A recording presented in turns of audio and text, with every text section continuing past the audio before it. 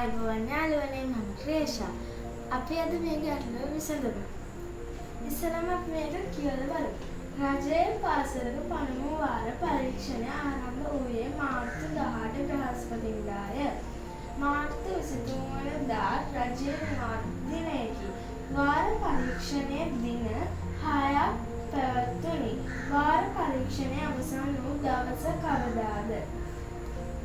රජයේ පාසලක පළමු වාර පරීක්ෂණය ආරම්භ වූයේ මාර්තු 18. ආරම්භ වූ දවස මාර්තු 18. 18 වන බ්‍රහස්පතින්දා. මාර්තු 23 වෙනිදා රජයේ නිවාඩු දවස් දිනයකි. එතකොට මාර්තු 19 සිකුරාදා. මාර්තු 20 සෙනසුරාදා. මාර්තු 21 ඉරිදා. මාර්තු 22 සඳුදා.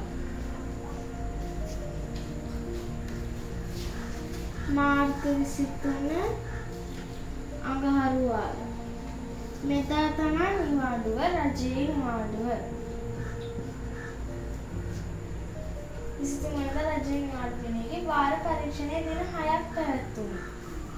23 24 බදාදා 25 බ්‍රහස්පතින්දා 26 සිකුරාදා.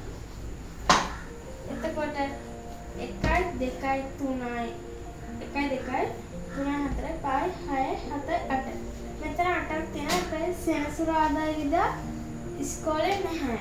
එතකොට 1 2 3යි 4යි 5යි 6යි. අවසන් වූ දවස 26 සිකුරාදා.